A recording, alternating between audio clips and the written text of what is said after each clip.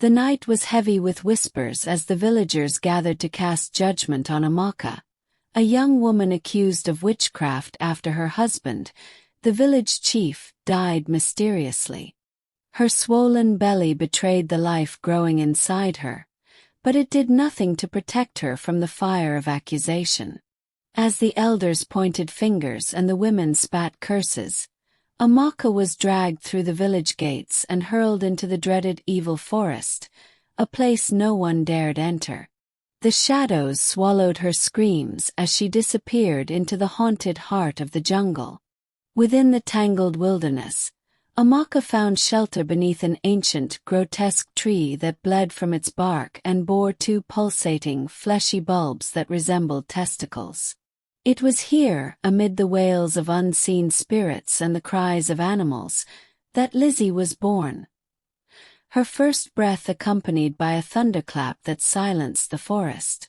Amaka, weakened but resolute, whispered a curse and a prayer over her child, unaware that this tree had chosen Lizzie as its eternal bride. Lizzie grew up among the shadows of the forest, her only companions the hissing wind, whispering leaves, and eerie visions that danced in the dark. Her mother, frail but loving, taught her survival through herbs and dreams. Animals never attacked her, and spirits bowed in her presence.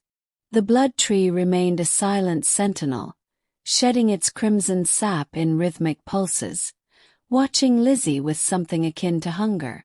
One night, Amaka fell sick, her body wasting away like smoke in the air. As her final breath faded, she warned Lizzie never to touch the bleeding bulbs of the tree unless it was for love's true test. Alone and shivering, Lizzie buried her mother under the roots of the blood tree, not knowing the spirits had already begun whispering her destiny across the wind, back to the village that had forgotten her existence. Years passed, and Lizzie grew into a breathtaking woman with eyes like molten amber and skin that shimmered under moonlight.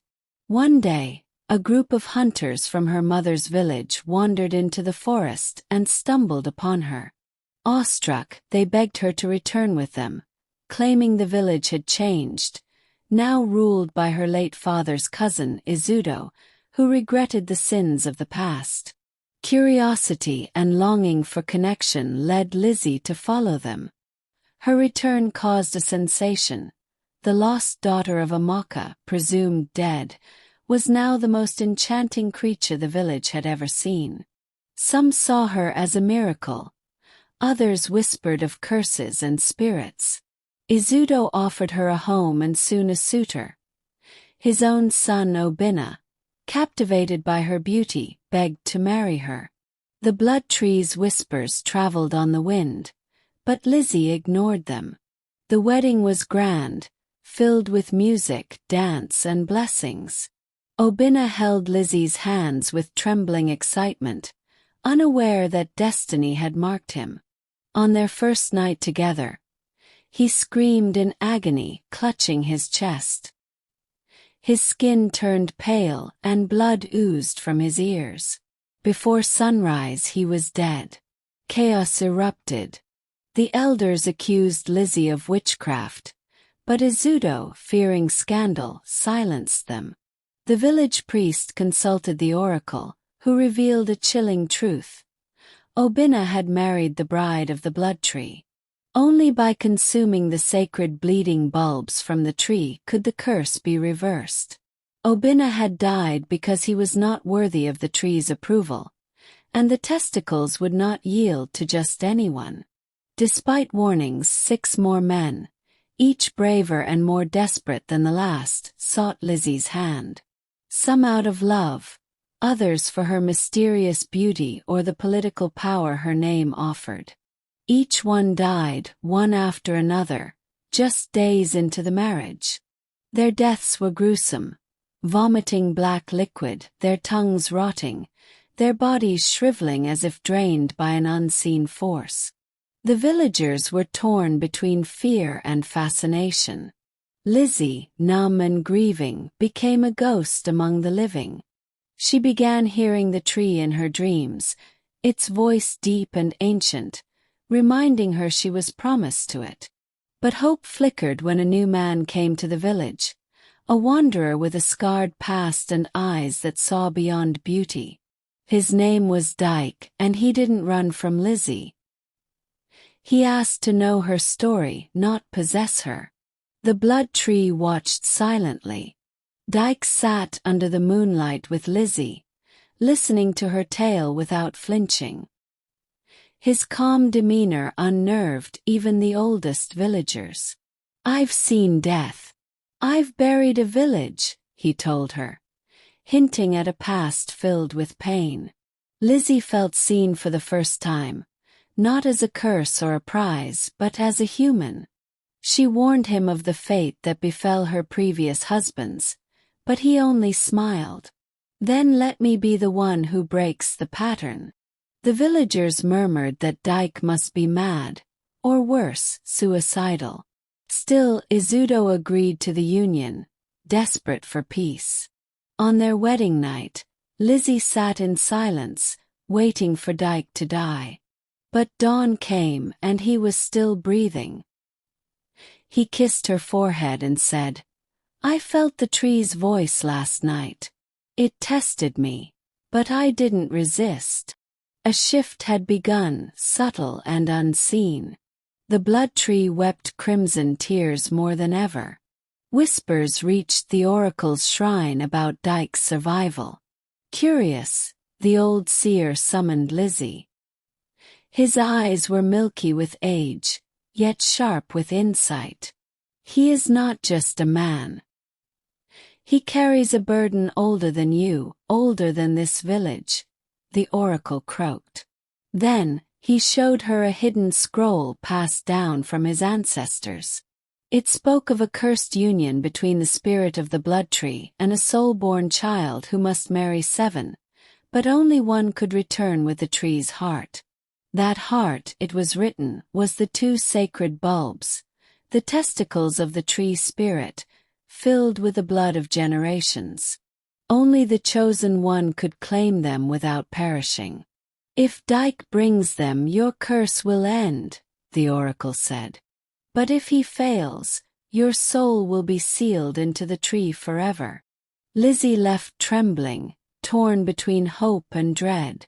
The tree's voice echoed that night, louder and more urgent, calling her name with hunger. Dyke made his decision without hesitation. Armed with nothing but a blade carved from lightning wood, he kissed Lizzie goodbye and walked into the evil forest. The villagers held their breath, knowing none who had entered alone had returned. The path to the tree was alive, twisting and deceiving. Spirits emerged in his path, whispering fears and offering lies. Dyke pushed through, his mind anchored in Lizzie's face. Finally he stood before the blood tree. It pulsed, its bark dark and wet, and the testicles throbbed with red light, dripping blood onto the forest floor. A voice boomed from the trunk, shaking the ground. "You seek what is not yours."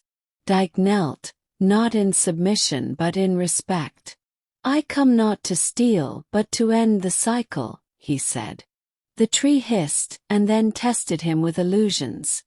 Loved ones begging for help, rivers of fire, and the faces of Lizzie's dead husbands. Dyke endured them all. When Dyke awoke, he found himself bound to the tree by crimson vines. The testicles hovered above him, now glowing white-hot with energy. "Eat and take her curse," the voice commanded. "Fail, and you join the dead." Dyke reached upward with trembling hands. The first testicle burned his skin, but he did not let go. The second one dropped blood onto his face, and he felt pain unlike anything he had ever known. He bit into the first, and his body convulsed violently. Visions of the tree's origin filled his mind. An ancient warrior cursed to become wood, seeking love in death. As he swallowed the second ball, the vines loosened. The tree screamed, a sound that ripped through the jungle and into the skies. Then silence. Dyke stumbled back, the bloody orbs inside him, his veins glowing red. The ground trembled, but he did not fall. The curse had accepted him, but the price was yet to be revealed. The village thought Dyke dead when days passed without a sign. Lizzie stood at the village border each dusk, clutching the scarf he had left behind. On the 7th day, thunder cracked the skies, and the ground trembled. From the forest he emerged, bloody, bruised, but alive. In his hands were 2 blackened stones, once the testicles, now hardened relics soaked in spirit blood. The villagers fell to their knees. Lizzie ran to him crying. As they embraced, the sky cleared and the birds sang. But the stones began to pulse, and Dyke fell to the ground. His body convulsed. He had taken in the curse, absorbing it into himself. Lizzie screamed as his eyes turned red, but he held her hand and whispered, "Now you are free." The blood tree, far away in the forest, burned in flames no mortal could see. The first crack in the curse had begun. Though the tree had accepted Dyke and Lizzie was no longer haunted by deaths, peace did not last. Dyke's body began to change, his veins glowing like roots under skin, his eyes flickering like flame. He spoke in dreams, in voices not his own.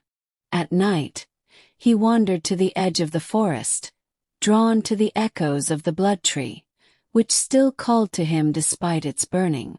The villagers whispered in fear, unsure whether Dyke had truly broken the curse or merely absorbed it. Lizzie pleaded with the oracle once more. The old man, shaken, revealed a hidden verse from the ancient scroll. "He who eats the tree's flesh shall carry the seed of its sorrow, and only love reborn shall purge the final wrath." Lizzie understood. Dyke had saved her by sacrificing himself, but now she had to return the love, truly and without fear, to save him. She wept, realizing the fight was not over, and the final trial was hers alone. That night, Lizzie dreamed of the blood tree, not as a monster, but as a man bound in bark and weeping blood. "I was cursed for loving a woman not mine," it said, voice full of pain. "I vowed no soul would love freely again." Lizzie saw flashes of a love triangle long past, a jealous warrior turned tree who cursed generations. It was not just a tree, it was a broken soul poisoning all who came near. Lizzie awoke with a scream, sweat soaked into her sheets. The vision shook her. This curse wasn't personal, it was ancient pain given form. The only way to truly end it was to forgive, not just endure. Lizzie walked to the ruins of the forest where the blood tree once stood, now a smoldering husk. There she laid flowers and whispered, "I forgive you." The air shimmered, and a breeze carried her words away. Behind her, Dyke stood watching, eyes filled with tears. The tree's last root twitched in the earth. Just when the village dared to hope for peace, the 7th grave, Obina's, burst open during a storm. Lightning cracked the sky as blood bubbled from the earth. The 6 other graves followed, vomiting red mist and shadows that formed ghastly shapes. The spirits of Lizzie's former husbands rose, not as themselves, but as twisted echoes, angry, hollow, hungry. The villagers fled in terror as darkness consumed the fields. The oracle collapsed in his shrine, gasping. "The curse is resisting death," he muttered. "The tree's roots remain in the hearts it took. They want Lizzie back. They want Dyke to give her up." Lizzie, terrified but resolute, took Dyke's hand. "We must face them," she said. Together they stood before the graves, the spirits hissing her name. "We loved you," one moaned. "You killed us," said another. Dyke stepped forward, raising the stones. "Then take me instead," he said. The spirits lunged, but the stones pulsed, holding them back. The blood tree's voice returned, echoing from the sky itself. "This is the choice, love or legacy. One must stay. One must be taken." Dyke turned to Lizzie, his eyes full of peace. "Let it be me. Carried this. Let me finish it." But Lizzie stepped forward, clutching the stones. "No," she whispered. "We choose each other." She crushed the stones in her hands, the shards cutting her skin and drawing blood. The spirits screamed and vanished like smoke. The graves collapsed into nothing. The last root of the blood tree curled into ash. The wind died, and a strange stillness fell upon the land. Dyke knelt, bleeding but free. Lizzie collapsed beside him, exhausted. Together they had chosen love over fear, sacrifice over fate. The villagers, watching from afar, dared to breathe again. For the first time in decades, the land felt clean.